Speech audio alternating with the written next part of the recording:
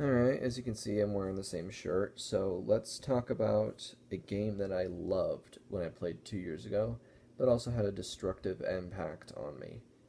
It was called Cooking Dash, and it's a game I started playing again many years later, where it's a simple game. You start out in a venue where you're basically filming episodes of a cooking show, and you get to remake these episodes, which I'm guessing that every episode is supposed to be shown, but you remake it as you please, and it's all up on. They just all air on TV.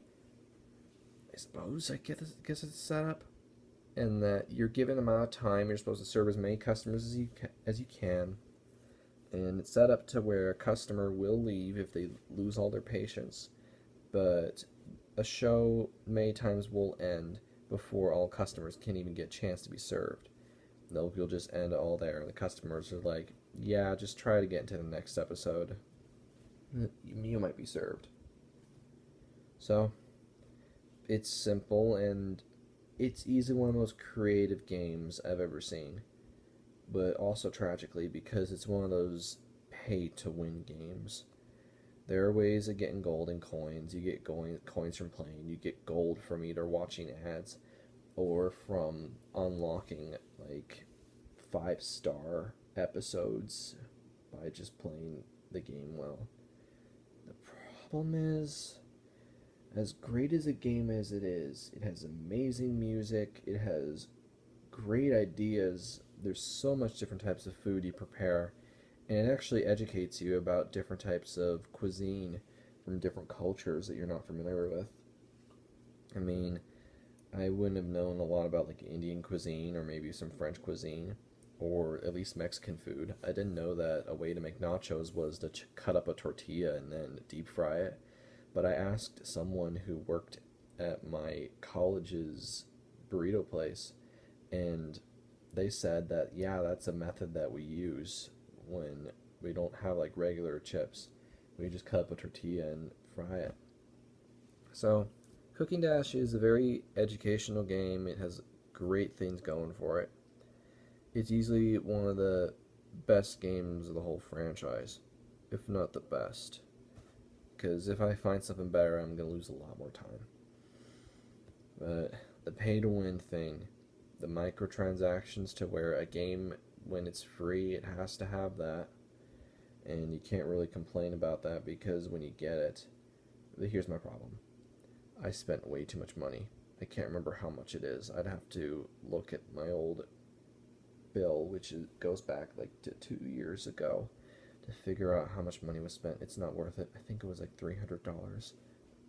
That's way too much money to spend on one of those.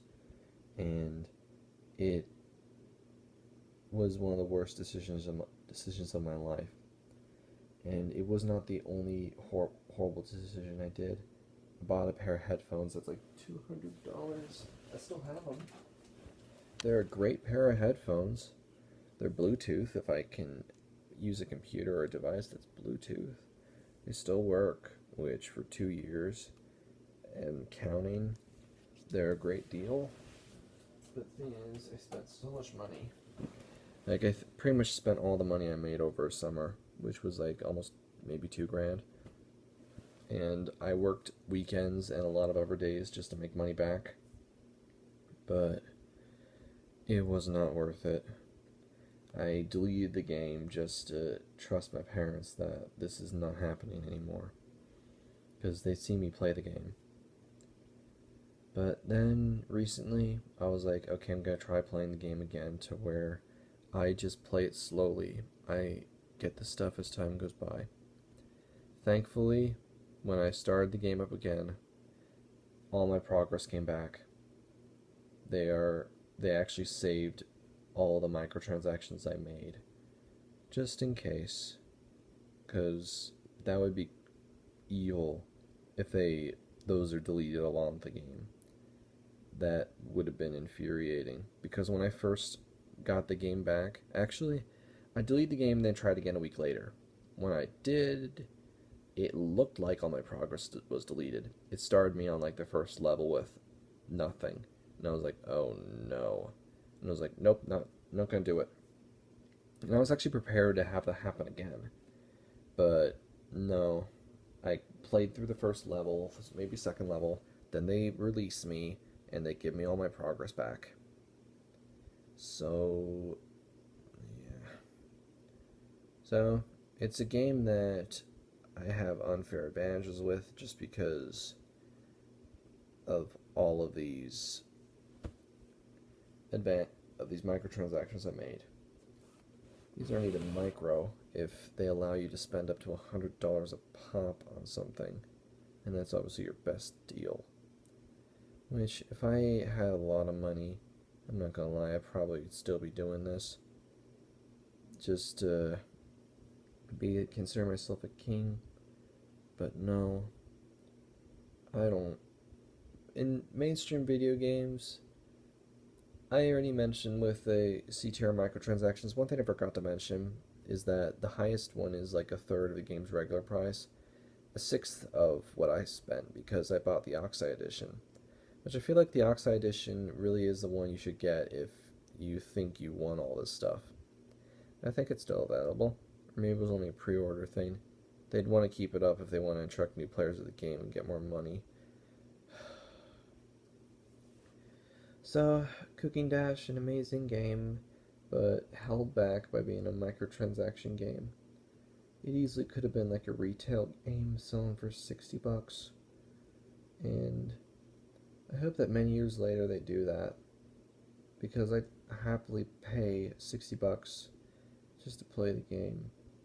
But I don't think that'll ever happen. It's very unlikely. I mean, I have Super Meat Boy, which is a great game. I should get back to playing that at some point. But I'm currently in the middle of getting a bunch of coins for Crash Team Racing, because I've gotten all of the Grand Prix exclusive items from the pet stop, and I'm currently saving coins because the only thing I have left are characters and cars. I got all the paint jobs, I got all the wheels, I got all the stickers, and what else was there? Who cares? I got everything except characters and cars. I'm just gonna wait until the next Grand Prix. I have no idea when it is, but I wouldn't be surprised if they just drop it in September. They just make this a monthly thing with no breaks, because why would I expect anything else?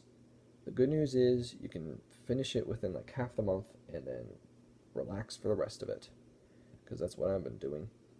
I still play the 30 minutes, which takes an hour and a half because of lobby and internet connection problems, but yeah, I got a little sidetrack there. Back to Cooking Dash. I love the game, I really do, I still do. Like, I have a favorite tune from it, the Sunday Place, where it plays a ragtime piano riff, and it's a very catchy one. And there's also like horns in the background, I believe, which that's very weird because ragtime is almost exclusively piano.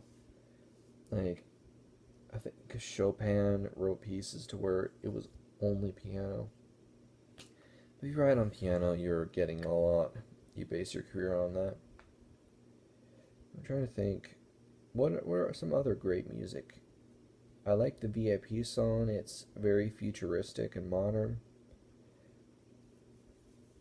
as well as the actual idea of serving VIPs to where you just have pre-made meals for them, but then they have their own show where that's all you're serving. It's just these high-class people where it's like $100 dishes where they're all wealthy or experienced cooks. Oh yeah, here's something else. If you don't live in Manhattan, you probably don't know this.